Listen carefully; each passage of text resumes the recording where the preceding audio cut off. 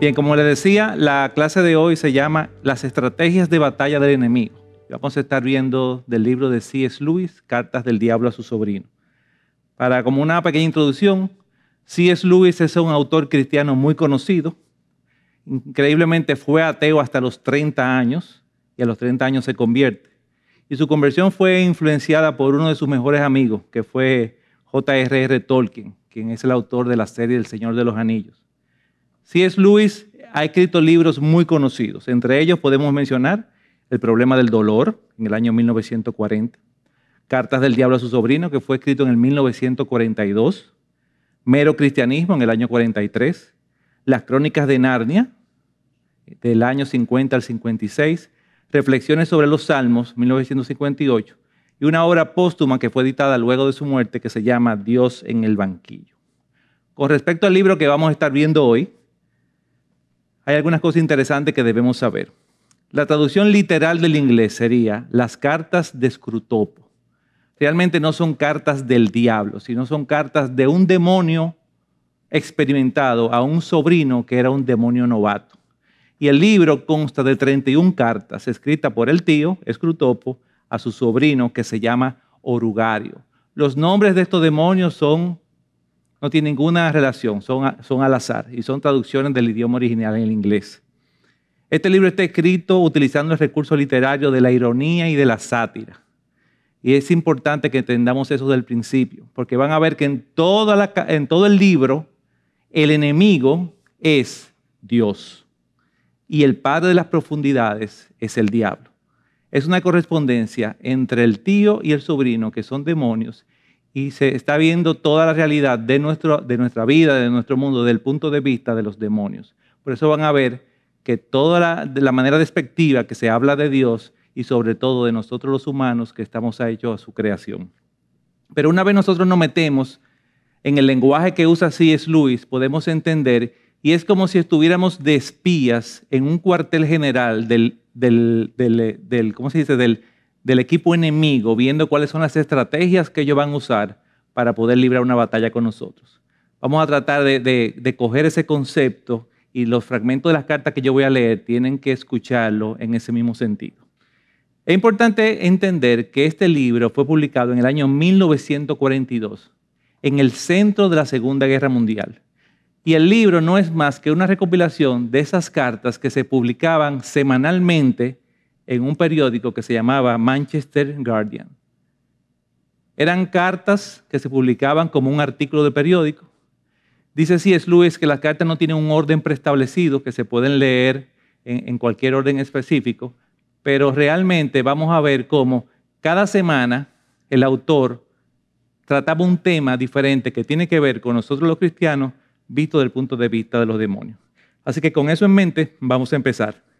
Es importante que C.S. Lewis dice desde el prólogo del libro que esto no es un tratado teológico sobre demonología. Es simplemente una novela escrita usando como personajes ficticios dos demonios que nos van a dar pautas de cómo pensaría, de cómo serían las estrategias que usarían los demonios para tentarnos a nosotros.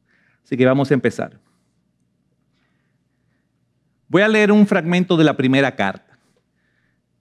Y en todas las cartas, en las 31 cartas, comienza siempre C.S. Lewis hablando como que el tío está respondiendo a una carta que su sobrino le había escrito. Y por eso comienza así. Obviamente esas cartas no existen, pero nos dan pie a meternos dentro de la fantasía del libro. Dice la primera carta: Mi querido Orugario, tomo nota de lo que dices acerca de orientar las lecturas de tu paciente y de ocuparte de que se vea muy a menudo a su amigo materialista. Pero ¿no estarás pecando de ingenuo? Parece como si creyeses que los razonamientos son el mejor medio de librarle de las garras del enemigo. En este caso el enemigo se refiere a Dios. Si hubiese vivido hace unos pocos siglos, es posible que sí. En aquella época, los hombres todavía sabían bastante bien cuándo estaba probada una cosa y cuándo no lo estaba. Y una vez demostrada, la creían de verdad.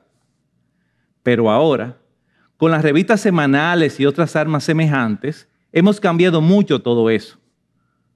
Tu hombre se ha acostumbrado desde que era un muchacho a tener dentro de su cabeza, bailoteando juntas, una docena de filosofías incompatibles.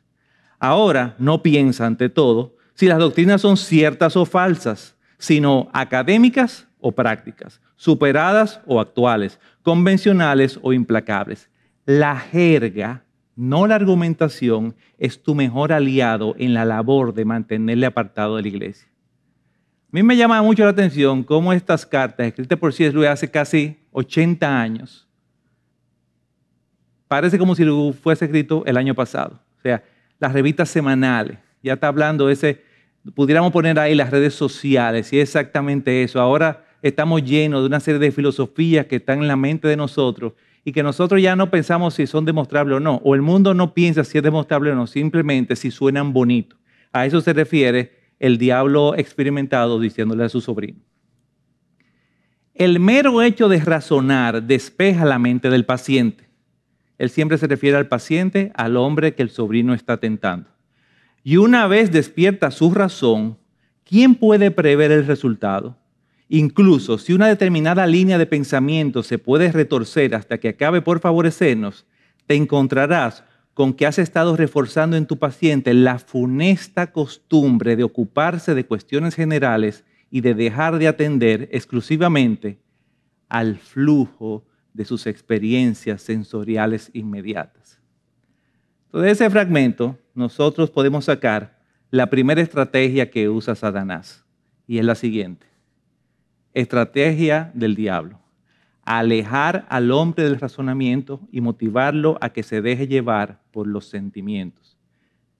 Como yo decía, ya en los años 40, C.S. Lewis sabía que la lucha no se iba a librar en el campo de la razón, sino en el campo de los sentimientos. Como alguien dijo, el Homo sapiens fue asesinado por el Homo sentimientos. O como dijo un pensador una vez, que viva la emoción y muera la razón. Eso me recordó el versículo de Efesios 4:18, que dice, ellos tienen entenebrecido su entendimiento, están excluidos de la vida de Dios por causa de la ignorancia que hay en ellos, por la dureza de su corazón. Sigamos. Otro segmento de la misma carta, la primera carta del libro.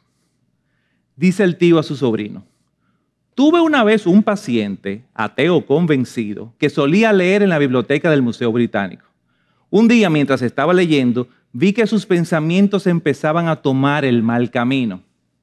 Obviamente el mal camino se refiere a algo que tenga que ver con Dios. El enemigo estuvo a su lado al instante.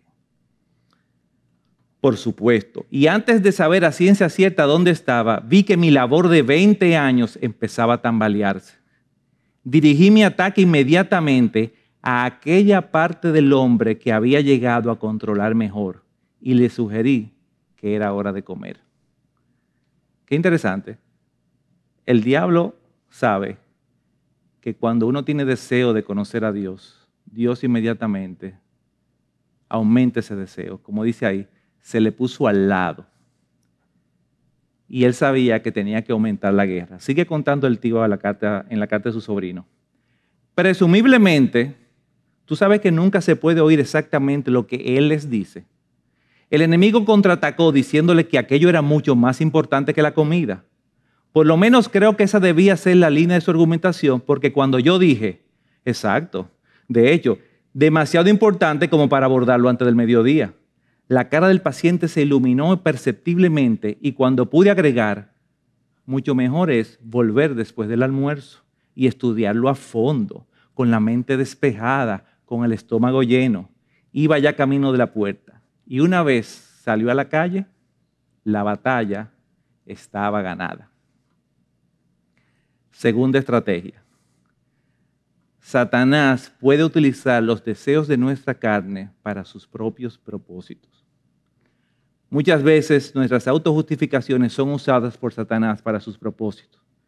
Muchas veces espiritualizamos decisiones pecaminosas.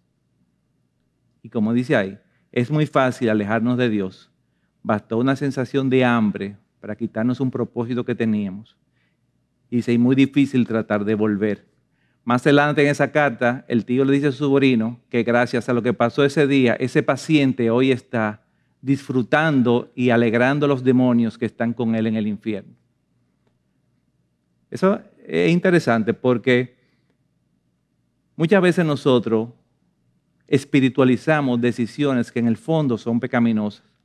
Por ejemplo, a veces nosotros, el Señor nos pone en nuestro corazón hacer un devocional o seguir una guía devocional. ¿Y cuántas veces nos ha pasado que vemos la guía en el devocional, en el celular y vemos, voy a hacer ese devocional de 7 días? Wow, pero hoy es jueves, voy a dejarlo para el lunes, lo voy a comenzar el lunes para terminarlo el domingo. Y dejamos eso. Y lo más seguro que el lunes siguiente nosotros nos recordamos del propósito que hicimos. Entonces, Satanás usa mucho ese tipo de decisiones que nosotros entendemos que son espirituales, pero realmente son pecaminosas. Sigo leyendo, esta es otra carta. Mi querido Rugario, veo con verdadero disgusto que tu paciente se ha hecho cristiano. No hay que desesperar. Cientos de esos conversos adultos, tras una breve temporada en el campo del enemigo, han sido reclamados y están ahora con nosotros. Todos los hábitos del paciente, tanto mentales como corporales, están todavía de nuestra parte. Está hablando de un nuevo creyente. Para que usted tenga una idea, aunque el nombre del paciente nunca se menciona en el libro, se supone que es un muchacho en sus 20 años que vive con su mamá en la época de la Segunda Guerra Mundial. Sigue diciendo el tío. La misma iglesia es uno de nuestros grandes aliados. O sea, la batalla no ha terminado simplemente porque él hizo profesión de fe. No me interpretes mal. Yo no me refiero a la iglesia de raíces eternas que vemos extenderse en el tiempo y en el espacio, temible como un ejército con las banderas desplegadas y ondeando al viento. Confieso que es un espectáculo que llena de inquietud incluso a nuestros más audaces tentadores, pero por fortuna se trata de un espectáculo completamente invisible para los seres humanos. Increíble. Los demonios ven la gloria del ejército de Dios, de sus ángeles, ven a su iglesia, que nosotros no lo podemos ver. Nosotros tenemos que conformarnos con ver a nuestros hermanos y nosotros mismos comportarnos como hijos de Dios. Cuando él entra a la iglesia local, al llegar a su silla, mira en torno suyo y ve precisamente a aquellos vecinos que hasta entonces había procurado evitar. Ten pendiente de poner énfasis en estos vecinos, haciendo, por ejemplo, que el pensamiento de tu paciente pase rápidamente de expresiones como el pueblo de Dios a las caras de los que tiene sentados en el banco de al lado. Que él comience a asociar, pero esto es un cristiano, como esta persona que está sentado al lado mío en la iglesia. Importa muy poco, por supuesto, la clase de personas que realmente hay en el banco. No importa, porque tu paciente, gracias a nuestro Padre de las profundidades, Satanás, es un insensato. Y con tal de que alguno de esos vecinos desafine al cantar, o lleve botas que crujan, o tenga papada, o vista de modo extravagante, el paciente creerá con facilidad que, por tanto, su religión tiene que ser en algún sentido ridícula. En la etapa que actualmente atraviesa, dice el tío, tiene una idea de los cristianos que considera muy espiritual, pero que en realidad es una idea predominantemente gráfica. Tiene la cabeza llena de togas, sandalias, armaduras y piernas descubiertas. Y hasta el simple hecho de que las personas que hay en la iglesia lleven ropa moderna supone para él un auténtico, aunque inconsciente, claro está, problema. Nunca permitas que esto aflore a la superficie de su conciencia. No le permitas que llegue a preguntarse cómo esperaba que fuesen los cristianos. Por ahora, mantén sus ideas vagas y confusas y tendrás toda la eternidad para divertirte, provocando en él esa peculiar especie de lucidez que proporciona el infierno. Eso es muy triste. Me imagino que eso se refiere a la lucidez del perdido cuando llega al infierno, que dice, ¿por qué yo no aproveché el llamado que me hicieron? ¿Por qué yo no oía la voz del Señor? Estrategia que sale de ese fragmento. Satanás puede usar las personas en las iglesias para sus propósitos. Nuestro testimonio, nuestras conversaciones, nuestro servicio, la forma en cómo nos vestimos puede ser usado para desenfocar a hermanos débiles o nuevos cristianos en su adoración. Dice 1 Corintios 8 al 9. Pero tengan cuidado, no sea que esta libertad de ustedes de alguna manera se convierta en piedra de tropiezo para el que es débil.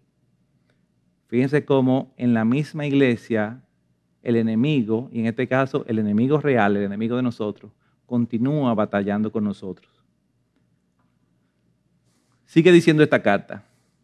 El enemigo debe estar trabajando desde el centro hacia el exterior, haciendo cada vez mayor la parte de la conducta del paciente que se rige por sus nuevos criterios cristianos y puede llegar a su comportamiento para que su madre en cualquier momento, y puede llegar a su comportamiento para con su madre en cualquier momento. Tienes que adelantártele. Mantente en estrecho contacto con nuestro colega gluboso, ese es el nombre de otro demonio, quien se ocupa de la madre. Y construyan entre los dos en esa casa una costumbre sólidamente establecida y consistente en que se fastidien mutuamente pinchándose todos los días. Wow. Mantén su atención centrada en su vida interior. Él cree todavía que su conversión es algo que está dentro de él. Y su atención está, por lo tanto, volcada de momento, sobre todo hacia sus propios estados de ánimo. Debes conducirle a un estado en el que pueda practicar el autoanálisis durante 1 hora, sin descubrir ninguno de aquellos rasgos suyos que son evidentes para cualquiera que haya vivido con él alguna vez en la misma casa o haya trabajado en la misma oficina. Convéncelo, manténlo así, que él se mantenga reflexionando sobre su vida, sobre él mismo, y que dure horas y horas, dando vuelta en su cabeza sobre ideas sin sentido, que cualquiera que viva con él se lo pudiera decir simplemente si le preguntan. Es imposible impedir que ore por su madre, pero disponemos de medios para hacer inocuas esas oraciones. Asegúrate de que sean siempre muy espirituales, de que siempre se preocupe por el estado de su alma y nunca por su salud y necesidades físicas de la madre. Su atención se mantendrá fija en lo que él considera pecados de su madre. De este modo, puede seguir restregando las heridas del día para que escuezan más. Incluso cuando esté postrado de rodillas, la operación no es nada difícil y te resultará muy divertida. O sea, mantente al lado de él para que las oraciones que él haga simplemente sean: Señor, salva a mi madre. Tú la conoces, tú sabes lo difícil que es. Y en esas mismas oraciones, increíblemente, él se va molestando y se va doliendo más con la relación de su madre. Dice el tío: he tenido pacientes tan bien controlados por mí que en un instante podía hacerles pasar de pedir apasionadamente por el alma de su esposa o de su hijo a pegar o a insultarlos sin el menor escrúpulo. En la vida civilizada, el odio familiar suele expresarse diciendo cosas que sobre el papel parecen totalmente inofensivas. Las palabras no son ofensivas, pero en un tono de voz o en un momento en que resultan poco menos que una bofetada. Estrategia del enemigo. Hacernos creer que el evangelio es algo exclusivamente interno. Satanás quiere hacernos creer que nuestra fe es algo espiritual, que no afecta a nuestro comportamiento. Es algo entre Dios y yo, que no tiene nada que ver con mi relación con los demás. Dice Santiago: si un hermano o una hermana no tiene ropa y carecen del sustento diario, y uno de ustedes les dice: vayan en paz, caliéntense y sáciense, pero no le dan lo necesario para su cuerpo, ¿de qué sirve? Así también la fe por sí misma, si no tiene obras, está muerta. Seguimos leyendo. Sigue el tío diciéndole en otra carta: trata de alejar totalmente al paciente de la intención de orar en serio. Cuando el paciente es un adulto recién convertido al partido del enemigo, la mejor forma de lograrlo consiste en incitarle a recordar o a creer que él recuerda lo parecidas a las formas de repetir las cosas de los loros que eran sus rezos infantiles. Por reacción contra esto, se le puede convencer de que aspire a algo enteramente espontáneo, interior, informal y no codificado. Increíble. Dice: oye, trabaja con tu paciente y hazle ver que en esta nueva vida, en este nuevo conocimiento espiritual que él no tiene que ponerse a rezar como hacía cuando estaba pequeño. que ahora la relación que él tiene con Dios es más personal, que él puede orarle con sus propias palabras, que lo puede hacer como él quiera, que no tiene que arrodillarse, que no tiene que sacar un horario especial, que él tiene una relación ahora que lo puede hacer de una manera más íntima, como él quiera. Nadie lo está, ¿cómo se dice? Nadie lo está juzgando, nadie le está pidiendo que ponga un reporte de cómo está orando. Ahora su relación es diferente. Y esto supondrá de hecho para un principiante un gran esfuerzo destinado a suscitar en sí mismo un estado de ánimo vagamente devoto, en el que no podrá producirse una verdadera concentración de la voluntad y de la inteligencia. Debes recurrir a una forma más sutil de desviar sus intenciones. Mientras estén pendientes del enemigo, estamos vencidos. Pero hay formas de evitar que se ocupen de él. La más sencilla consiste en desviar su mirada de él hacia ellos mismos. Enséñales a medir el valor de cada oración por su eficacia para provocar el sentimiento deseado, lo que yo quiero. Pero claro está, oigan esto, el enemigo no permanecerá ocioso entre tanto. Siempre que alguien ora, existe el peligro de que él actúe inmediatamente, pues se muestra cínicamente indiferente hacia la dignidad de su posición y la nuestra, en tanto que somos espíritus puros, y permite de un modo realmente impúdico que los animales humanos arrodillados lleguen a conocerse a sí mismos. Fíjense la manera despectiva que habla de los humanos, y ellos reconocen la relación de amor, de cuidado que tiene el Señor con nosotros. De ese texto se desprende otra estrategia. Satanás quisiera provocar en nosotros que oremos incorrectamente. ¿Cómo? Con una vida de oración inconsistente, con oraciones vagas, sin tiempos de oraciones devocionales e intencionales, enfocados en oraciones centradas en nosotros mismos y nuestras propias necesidades. Dice Santiago también, piden y no reciben, porque piden con malos propósitos para gastarlos en sus placeres. Es interesante porque a veces nosotros los cristianos creemos que Satanás solamente se encuentra atacándonos cuando vamos a sitios que no debemos estar. Pero fíjense cómo aquí C.S. Lewis aborda el tema de que Satanás se mantiene trabajando a tiempo y fuera de tiempo en nuestras casas, en las iglesias, en el momento que estamos orando, en el momento que estamos leyendo la palabra. Él no pierde ninguna oportunidad para trabajar con nosotros. Sigue diciendo el tío, piensa en tu paciente como una serie de círculos concéntricos, de los que el más interior es su voluntad, después el intelecto y finalmente su imaginación.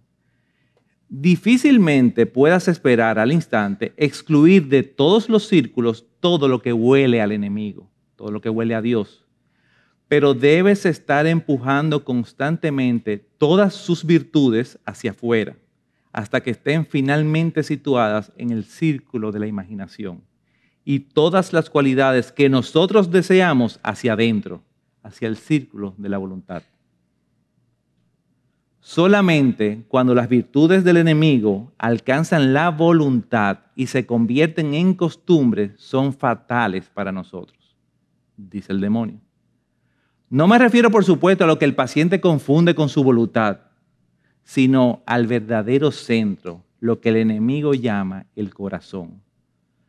Todas las virtudes pintadas en la imaginación o aprobadas incluso por el intelecto, o incluso en cierta medida amadas y admiradas, no evitarán que un hombre llegue a la casa de nuestro Padre. De hecho, pueden ser más divertidos cuando lleguen allá. Wow, lo que está diciendo es, el hombre tiene 3 esferas: la voluntad, el intelecto y la imaginación. Dios quiere que nosotros tengamos todas nuestras virtudes, todo el conocimiento de Él en nuestra voluntad, que es nuestro corazón.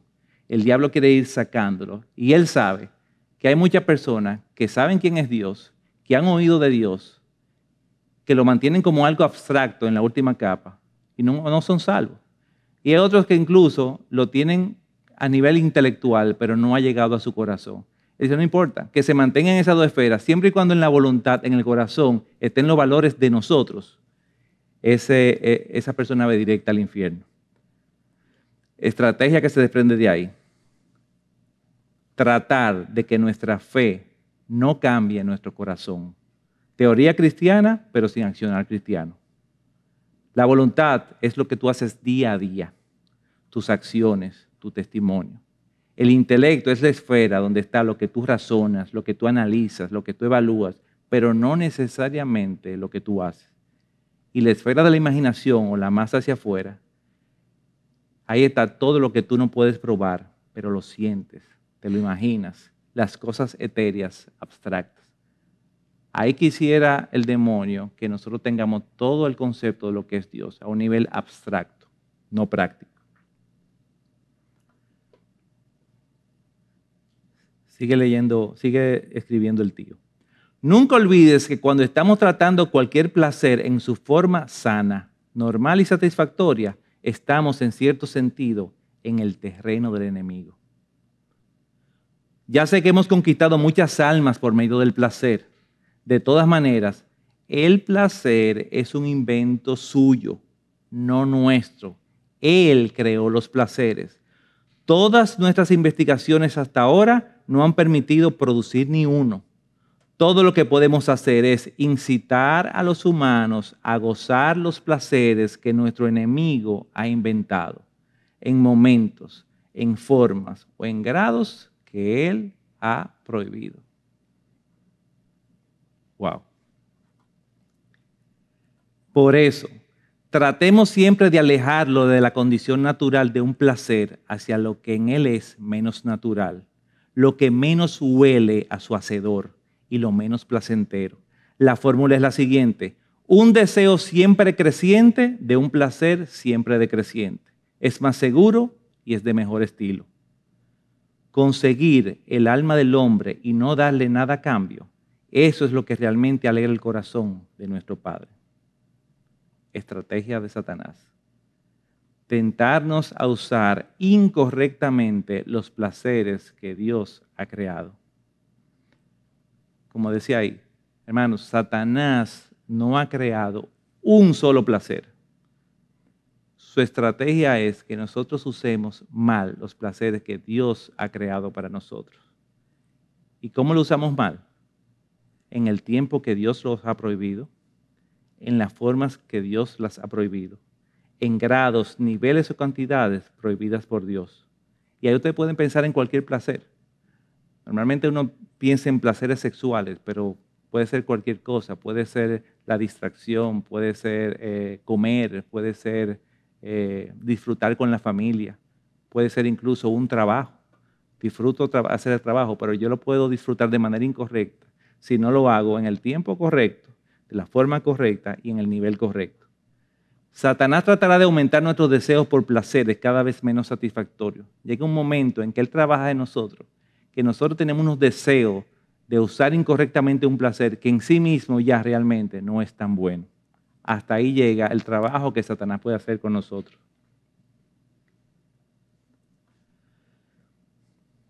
Dice el tío, los humanos son anfibios, mitad espíritu y mitad animal.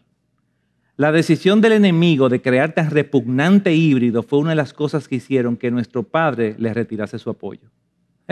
No fue que Dios sacó a Satanás, sino que Satanás le retiró su apoyo. Esa es la versión de los demonios. Como espíritus pertenecen al mundo eterno, pero como animales habitan el tiempo. Esto significa que mientras su espíritu puede estar orientado hacia un objeto eterno, sus cuerpos, pasiones y fantasías están cambiando constantemente, porque vivir en el tiempo equivale a cambiar.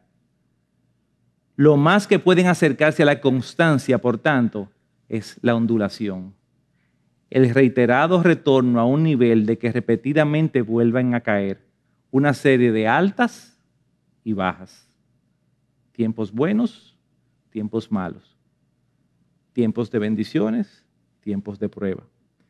Mientras vive en la tierra, periodos de riqueza y vitalidad emotiva y corporal alternarán con periodos de aletargamiento y pobreza. La sequía y monotonía que tu paciente está atravesando ahora no son, como gustosamente supones, obra tuya. son meramente un fenómeno natural que no nos beneficiará a menos que hagas buen uso de él.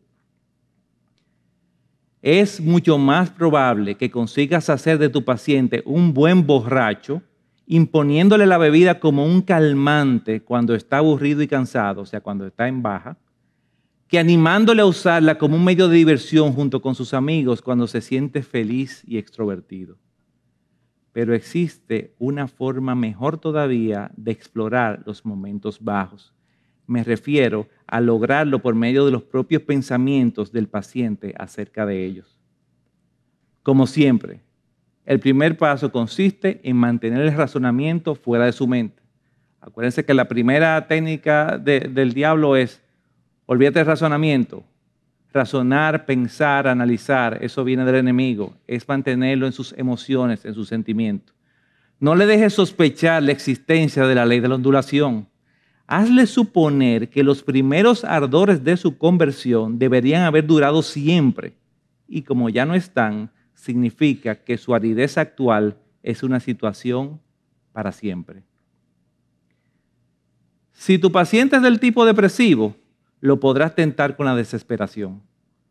No tienes más que mantenerle alejado de cristianos con experiencia, una tarea fácil hoy día, que dirijan su atención a los pasajes adecuados de las Escrituras y luego ponerle a trabajar en el desesperado plan de recobrar sus viejos sentimientos por pura fuerza de voluntad, y la victoria será nuestra.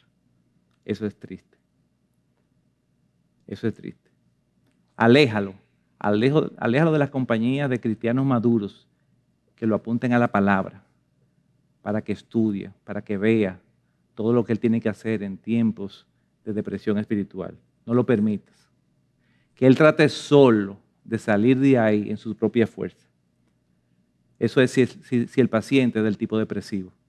Ahora, si por el contrario es del tipo más esperanzado, tu trabajo es hacerle resignarse a la actual baja temperatura de su espíritu y que gradualmente se contente convenciéndose a sí mismo de que después de todo no es tan baja. En una semana o dos le estarás haciendo dudar si los primeros días de su cristianismo no serían tal vez un poco excesivos. Háblale sobre la moderación de todas las cosas. Una vez que consigas hacerle pensar que la religión está muy bien, pero hasta cierto punto, podrás sentirte satisfecho acerca de su alma. Y oigan esta frase: una religión moderada es tan buena para nosotros como la falta absoluta de religión, y más divertida. Wow. ¿Qué estrategia sale de ahí? Satanás busca convencernos a vivir un cristianismo light, sin fanatismos y en nuestras propias fuerzas. Nos hará creer que estamos solos en tiempos de prueba. Nos convencerá de que no necesitamos ayuda de hermanos. Querrá que pensemos que no hay salida ni vuelta atrás de nuestra frialdad espiritual. Y en ese momento nos iremos a uno de estos dos lados. Nos hará presos del desconsuelo o racionalizaremos nuestro cristianismo moderado y viviremos conforme a él. Y la batalla la perdimos. Sigue diciendo el tío en otra carta. Debes ocultarle al paciente la verdadera finalidad de la humildad. Con esta virtud, como con todas las demás, nuestro enemigo quiere apartar la atención del hombre de sí mismo y dirigirla a él y hacia sus vecinos. Déjale pensar que no es olvidarse de sí mismo, sino una especie de opinión, de hecho, una opinión errada, acerca de sus propios talentos y carácter. Fija en su mente la idea de que la humildad consiste en tratar de creer que esos talentos son menos valiosos de lo que él cree que son. Eso es lo que el diablo quiere que nosotros pensemos que es la humildad. Que nosotros nos autoconvenzamos que nuestros talentos son menos de lo que realmente son. Por este método, a miles de humanos se les ha hecho pensar que la humildad significa mujeres bonitas tratando de creerse a ellas mismas que son feas y hombres inteligentes tratando de convencerse a sí mismos que son tontos. Y puesto que lo que está tratando de creer puede ser en algunos casos manifiestamente absurdo, no pueden conseguir creerlo. y tenemos la ocasión, la oportunidad maravillosa de mantener su mente dando continuamente vueltas alrededor de sí mismos en un esfuerzo por lograr lo imposible. El enemigo quiere conducir al hombre a un estado de ánimo en el que podría diseñar la mejor catedral del mundo y saber que es la mejor y alegrarse de ello, de la misma forma que se alegraría si lo hubiese hecho otro. Eso lo está diciendo el demonio. El demonio sabe que es el tipo de humildad que Dios quiere con nosotros. El enemigo quiere finalmente que esté tan libre de cualquier prejuicio a su propio favor que pueda alegrarse de sus propios talentos tan franca y agradecidamente como de los talentos de su prójimo, o de un amanecer, o de un elefante, o de una catarata. El enemigo quiere que cada hombre a la larga sea capaz de reconocer a todas las criaturas, incluso a sí mismo, como cosas gloriosas y excelentes. El enemigo quiere matar el amor propio animal del hombre tan pronto como sea posible. Pero su política a largo plazo es, me temo, devolverles una nueva especie de amor propio, una misericordia y gratitud a todos los seres, incluidos ellos mismos. Wow. Eso quiere decir que una estrategia que usa Satanás es la siguiente: que practiquemos la falsa humildad, que no es más que un buen disfraz del orgullo y el egocentrismo. Satanás nos hará creer que podemos ser humildes y al mismo tiempo mantenernos enfocados en nosotros mismos. Y eso es imposible. Nos convencerá de que ser humilde significa demostrar una falsa opinión de nosotros mismos. Es que yo sé que yo soy inteligente, pero cuando me preguntan, yo lo niego. O yo soy bueno en mi trabajo y yo estoy convencido de eso, pero ya tengo las herramientas para cuando alguien lo diga, yo simplemente, no tanto, pero en el fondo yo me lo sigo creyendo y sigo enfocado en mí mismo. Satanás evitará que seamos agradecidos con Dios y evitará que demos amor, gracia y misericordia a los demás. Esa es su estrategia. Dice Romanos 12:3. Porque en virtud de la gracia que me ha sido dada, digo a cada uno de ustedes que no piense de sí mismo más de lo que debe pensar, sino que piense con buen juicio según la medida de fe que Dios ha distribuido a cada uno.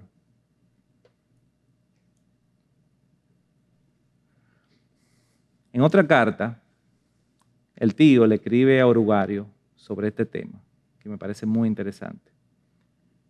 Le dice el tío: los humanos viven en el tiempo, pero nuestro enemigo los tiene destinados a la eternidad. Él quiere, por tanto, creo yo, que atiendan principalmente a dos cosas: a la eternidad misma y a ese punto del tiempo que llaman presente. Él les tendría continuamente preocupados por la eternidad, lo que equivale a preocuparse por él, o por el presente, o meditando acerca de su perpetua unión con o separación de él, o si no, obedeciendo la presente voz de la conciencia, soportando la cruz presente, recibiendo la gracia presente, dando gracias por el placer presente. El tío le está diciendo al sobrino: mira, la idea del enemigo es que el hombre esté enfocado en dos cosas: en la eternidad, eso quiere decir enfocado en Dios, y en su presente, en lo que Dios le ha provisto, en lo que él está pasando en ese momento. Eso es lo que él quisiera. Ahora, ¿qué quieren los demonios? Nuestra tarea consiste en alejarles de lo eterno y del presente. Es mucho mejor hacerles vivir en el futuro. La necesidad biológica hace que todas sus pasiones se apunten ya en esa dirección. Así que pensar en el futuro enciende la esperanza y el temor. Además, es desconocido. De forma que al hacerles pensar en el futuro, les hacemos pensar en cosas irreales. En una palabra, el futuro es, de todas las cosas, lo menos parecida a la eternidad. Miren cómo dice el demonio. De ahí que casi todos los vicios tengan sus raíces en el futuro. La gratitud mira al pasado y el amor al presente. Ahora, el miedo, la avaricia, la lujuria y la ambición miran hacia el futuro. No creas que la lujuria es una excepción. Cuando llega el placer presente, el pecado, que es lo único que nos interesa, dicen los demonios, ya ha pasado. El placer es solo la parte del proceso que lamentamos y que excluiríamos si pudiésemos hacerlo sin perder el pecado. Es la parte que aporta el enemigo y, por tanto, experimentada en el presente. El pecado, que es nuestra contribución, mira hacia adelante. Lo que está diciendo ahí es, óyeme, y eso es algo que nosotros debiéramos como sembrarlo en nuestro corazón y en nuestra mente. Cuando nosotros pecamos, ya hace rato que el placer terminó. Lo que quedan son las consecuencias del pecado. O sea, el placer en ese caso es efímero y lo que queda es la consecuencia, que es lo que el diablo quiere que tengamos. Desde luego, el enemigo quiere que los hombres piensen también en el futuro. No es que Dios quiere que nosotros pensemos solamente en el día de hoy, pero solo en la medida en que sea necesario para planear ahora los actos de justicia y misericordia que serán probablemente su deber mañana. El deber de planear el trabajo del día siguiente es el deber de hoy, parte del presente, aunque su material está tomado prestado del futuro. El deber, como todos los deberes, está en el presente. Y oigan como dice el tío. Él no quiere que los hombres le den al futuro sus corazones, ni que pongan en él su tesoro, pero nosotros, sí. Nosotros queremos un hombre atormentado por el futuro, hechizado por visiones de un cielo o un infierno inminente en la tierra, dispuesto a violar los mandamientos del enemigo en el presente, si le hacemos creer que haciéndolo puede alcanzar el cielo o evitar el infierno terrenal. Queremos toda una raza en constante búsqueda del fin del arco iris, nunca honesta, ni gentil, ni dichosa ahora, sino siempre sirviéndose de todo don verdadero que se les ofrezca en el presente como una mera llama con el cual encender el altar del futuro. Wow. Wow. ¿Cuántas veces nosotros hemos estado ahí? ¿Cuántas personas conocemos que están ahí? Que el presente simplemente es la sala de espera de un futuro que estamos buscando. Y como es simplemente una sala de espera, no lo disfrutamos. Estamos pendientes de cómo usar este presente para mejorar nuestro futuro, en nuestra fuerza. ¿Qué estrategia se desprende de ahí? Bueno, eso mismo, que Satanás quiere que nosotros vivamos enfocados en el futuro terrenal. Porque él sabe que eso nos va a alejar de nuestro foco eterno. Evitará que vivamos agradecidos y conformes con la provisión de Dios del día a día. Viviremos en ansiedad constante por nuestras posesiones, las que tenemos o las que no tenemos, por nuestra salud, por nuestra familia, por nuestra seguridad, etcétera, etcétera, etcétera. Tomaremos decisiones centradas en nuestros propios resultados sin analizar si son acorde a la voluntad de Dios. Esa sería esa estrategia. Hemos visto 10 estrategias que salen de alguna de las cartas de ese libro. Son estrategias sumamente prácticas, son estrategias que las vemos día a día, son estrategias en las que caemos frecuentemente, son estrategias en que muchas veces no estamos pendientes porque ni siquiera pensamos que realmente son estrategias del enemigo, sino que son situaciones normales que nos pasan día a día. Ahora, para terminar esto de una manera positiva, vamos a hacernos una pregunta. Y ahora nosotros, ¿cuál es nuestra principal estrategia? ¿Cuál es nuestra principal estrategia? Yo le voy a decir una sola. Conocer profundamente a nuestro comandante. En este libro, que sale de la imaginación de C.S. Lewis, él se encarga de dejarnos claro que Satanás y sus demonios conocen perfectamente contra quién están batallando. Conocen perfectamente. Vimos cómo en una carta decía, no, es que cuando una persona trata de leer algo de Dios, Dios se le pone inmediatamente al lado.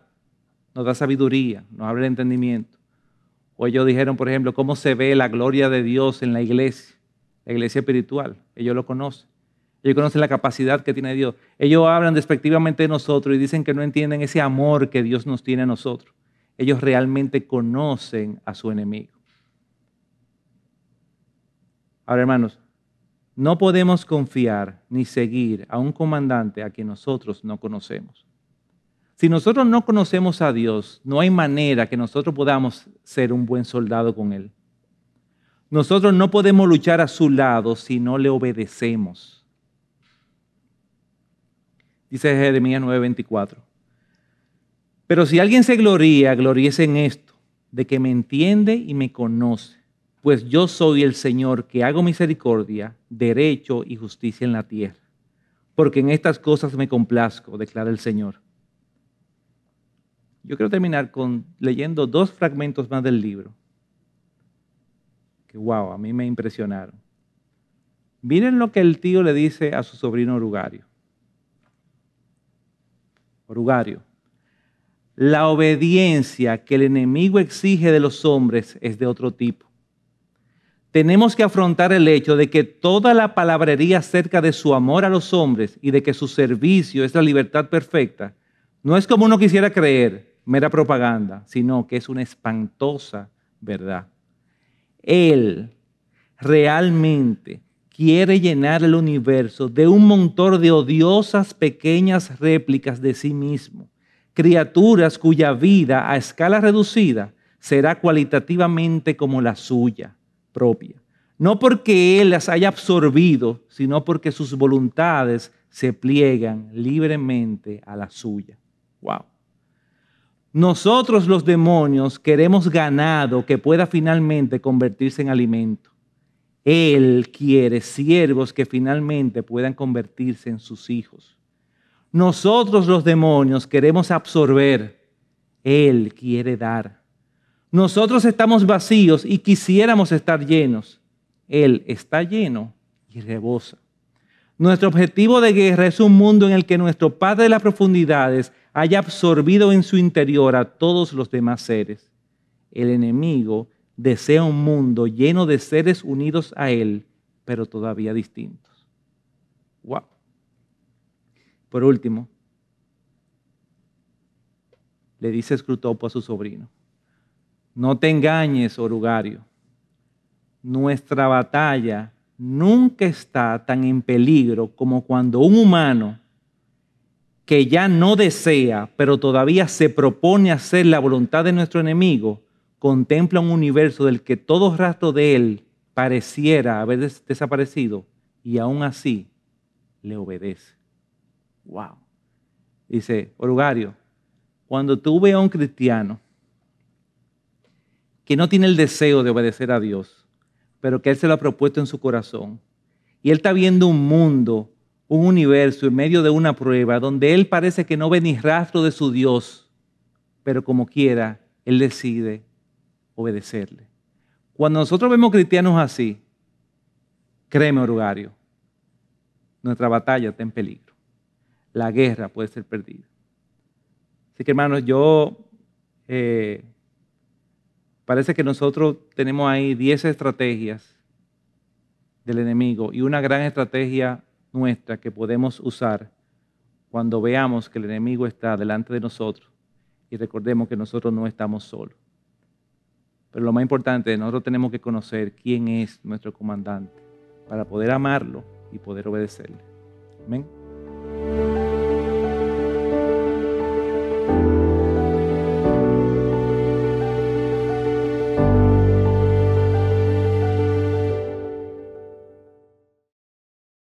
Gracias por acceder a este recurso. Espero que haya sido de gran bendición para tu vida. Te sugiero que te suscribas a este canal de forma que tú puedas recibir notificación la próxima vez que hayamos subido un nuevo recurso que pueda servirte de instrucción y bendición.